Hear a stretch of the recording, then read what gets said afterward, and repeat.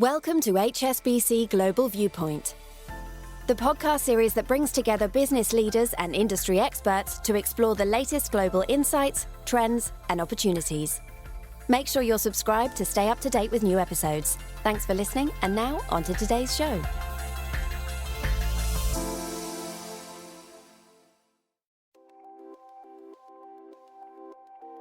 Hello everybody, and welcome to the ESG Brief, our regular review of the environmental, social, and governance landscape by HSBC Global Research. I'm your host, Jack Reed.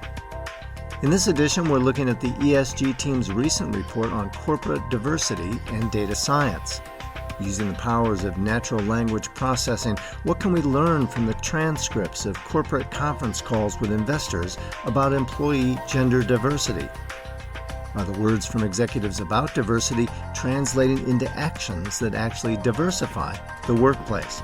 To answer these questions, I'm joined here in London by Mark McDonald, the head of data science and analytics, Irina Kobal, our corporate governance analyst, and in New York by our ESG analyst, Camila Sarmiento. A governance note of our own first. This report was recorded for publication on the 20th of September. All the disclosures and disclaimers associated with it must be viewed on the link attached to your media player. Irina, let's start with you. What did you set out to investigate in this report and why? Yes, we set out to investigate corporate diversity. According to our most recent ESG sentiment survey, diversity remains a top social issue investors are planning to spend most of their time in the next 12 months. Diversity is complex, and we have investigated diversity in many different ways in the past, but this time, together with our data science team, we looked at the frequency of diversity mentions on earnings calls in different sectors and regions. As there is a limited amount of time for discussion on earnings calls, we believe that frequency of diversity mentions is a good proxy for the degree to which management and investors are prioritizing diversity. And then we compared this frequency with workforce and board gender diversity progress to better understand where the focus should be. So effectively, you're looking at whether the words of company executives are being matched by deeds. Yes, indeed. We looked at the progress between 2018 and 2021. That's when the frequency of diversity mentions actually changed a lot. And we specifically selected gender as it has been probably the most extensively studied and easily measurable characteristic. So we think that it can provide a useful basis for our diversity analysis. Now, before we look at the broad findings of the report, I want to turn to Mark McDonald. Mark is the head of our data science team. Mark, you have used natural language processing for a number of different teams in global research. Take us through what the process has been in this case.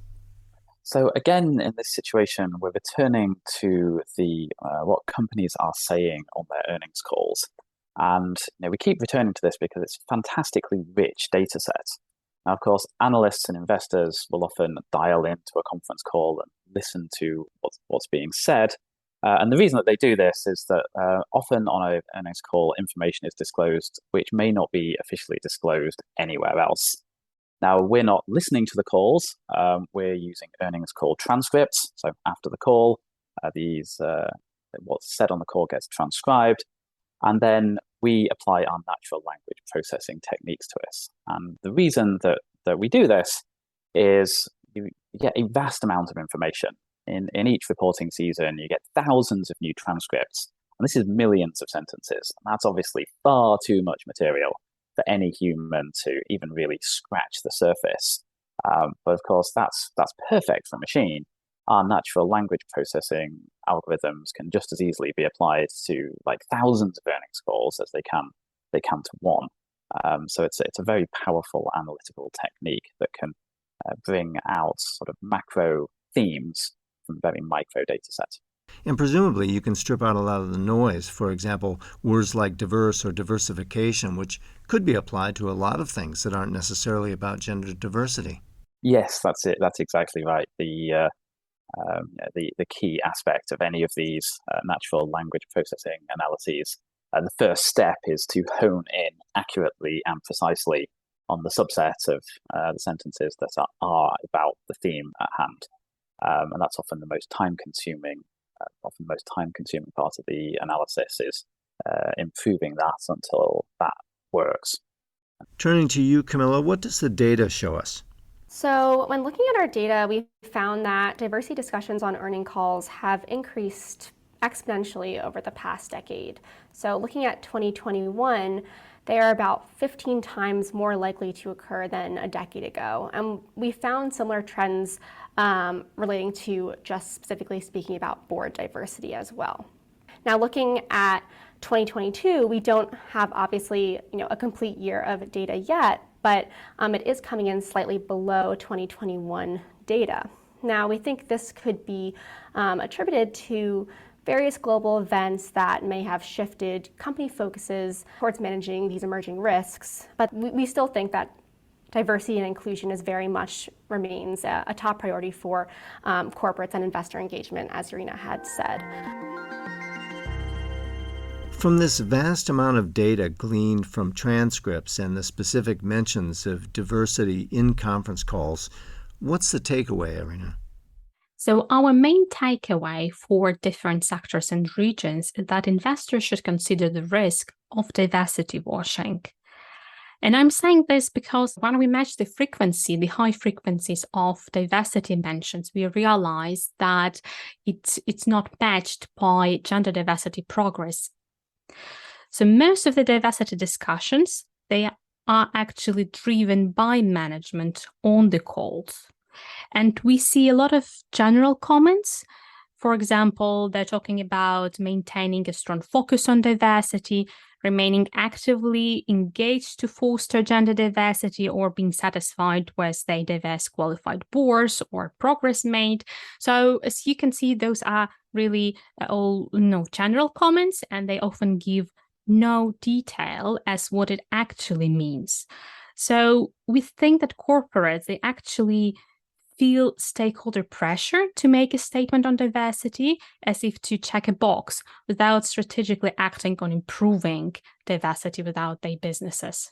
And just to add there on some examples from our analysis, we found that when looking at sectors specifically, the utility sector had the highest frequency of discussions of diversity on their earnings calls. However, they had very little progress on their gender diversity across their board and senior and organizational management levels. So, here we're seeing, higher risks of diversity washing. Now, looking at more of the regional areas, we also found risks of diversity washing specifically within the LATAM area. This is because there has been very little progress and also engagement by governments on diversity within Latin America. However, they also had the highest frequency of diversity discussions on earnings calls as well. One of the things that you have included in the report is a recommended set of questions that investors can ask corporates to prize out more information about their diversity agenda. What is the goal here, Irina? Yes, we propose 8 questions for investors to help them assess how corporates incorporate diversity considerations into their organizational practices. So these questions focus on a number of issues. So that's, for example, succession planning, an automation challenge, or some sector-specific considerations. We think these are really useful questions because we believe that there's opportunity for investors and earning calls to hold corporates to greater transparency on the progress made against the diversity strategies. And these questions, we believe, will help them to focus on specific diversity actions and progress, helping to address diversity washing and drive better progress on diversity globally.